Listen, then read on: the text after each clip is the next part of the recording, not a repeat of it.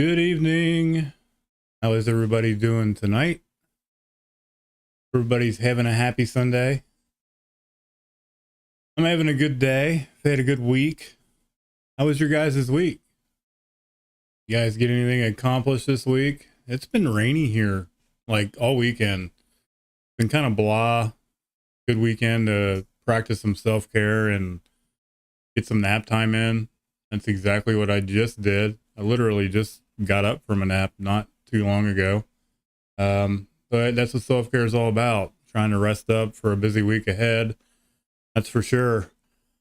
I wanted to jump on live before I hopped into a meeting that I'm getting ready to go to in about 15 minutes. There's a topic, attitude is everything, that I've been wanting to share on and haven't gone live on just because not only have I been busy at work, I've been tired.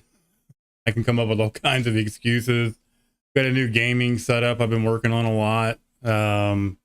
Just had all kinds of things going on, but it talks about having a positive attitude and having that attitude of gratitude and how it affects us in recovery. And it's a really good topic. I'm just going to share on it real quick. It's from a JFT from the 10th of July. I'm just going to jump right into it and share. And if you guys have any comments, please comment. Share the stream out. If you haven't already, please share. The more we share, the more we reach, the more we may possibly help somebody out there that's not having such a great day. May need to hear this today, guys. From the July 10th JFT, it talks about a positive attitude. How does this impact us? It says a negative attitude is the trademark of active addiction. You know, it allows us and helps us stay stuck in the mess and not the solution. Everything that occurred in our lives was someone or someone's else's fault, you know, blaming everybody else, not owning our own shit, not taking responsibility. Because we had blamed others for our shortcomings, our fuck ups, our mess ups, down to a fine science. You know, we knew how to blame other people. I did. It was never my fault. Because in recovery, one of the first things we strive to develop is a new attitude. Addie calls it the shitty committee. I call it the stinking thinking. Running on self-will. I know when I'm running on self-will, I'm in trouble. I break out in handcuffs. I get myself in trouble. Poor decisions. All the time. Every single time. As we find that life goes a lot easier when we replace our negative thoughts and thinking with a positive principle. Our positive thought process. I talk about this all the time. Anyone that's ever heard me share, ever heard me come on here, I'm always talking about changing my attitude from a negative one to a positive one. The cognitive behavioral therapy, how much that's changed me personally. It's huge. Welcome, Heather. I see you. Thanks for listening in tonight. So, you know, our negative attitude, it beat us up. You know, again, how many times have you heard me say, give yourself a break? You deserve it. Quit pumping quarters in that ass kicking machine and give yourself a break. You know, it's dogged us and it will continue to dog us if we allow us, especially if you're out there actively using or just having a bad day in general. Don't allow that negative attitude. Don't sit in your shit. Don't participate in the pity party, because we often too can follow us, those attitudes, to the rooms of NA, whatever fellowship you participate in. It can follow you there. How can we begin to adjust them? How can we adjust our attitudes? By altering our actions, you know, not only walking the walk, but talking the talk. Because it isn't easy, but it can be done. And believe me, it can definitely be done. But it doesn't happen overnight. It takes a lot of time, guys. As we start by listening to the way we talk, you know, our responses, how we're replying back to people, how we're responding. For me, it's usually first thought wrong. So I have to slow myself down and catch myself. Because I can be a smartass at times and I like to run my mouth. So I have to practice those principles and I have to really slow myself down. And it says, you know, altering those actions, those old behaviors, not easy, but takes time and it takes practice. It says Not only do we start listening the way we talk, it says before we open our mouths, it says we ask ourselves one simple question. Does what I'm getting ready to say, does it speak to the problem or the solution? That is probably the most important line in this entire reading, right there. You know, if what you're going to say to either someone else or a thought process that you're having, are you working in the solution, or is it going to just add to the mess? Because what am I going to say framed in a kind manner? Or are you going to just say something smart ass like I usually do? And I try not to, but I still do. Says, is that, or is what I have to say, is it really that important? You know, does it really apply to what's going on around you in the situation? Says, or would everyone just be as well off if I just shut up, kept my mouth shut? A lot of times for me, it's true. I'm just to hear, or I'm just here to hear myself talk. How many, to here I am running my mouth. How many times have you guys gone to a meeting somewhere or been on Zoom and that one person was sharing and you're just like, oh my God, this person just loves hearing themselves talk. They're absolutely driving me insane. Says, or is there some purpose in my words or wisdom? Because like right after they share, they'll either dip out or people will reply and respond back like I usually want to do and run my mouth. You know, are we practicing the principles? Are we in the solution, or are we just adding to the mess and the chaos? You know, and that's what that's leading down to.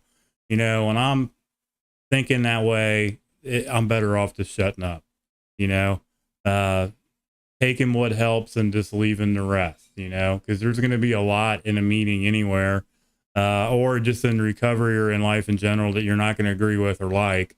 That's fine. You can disagree.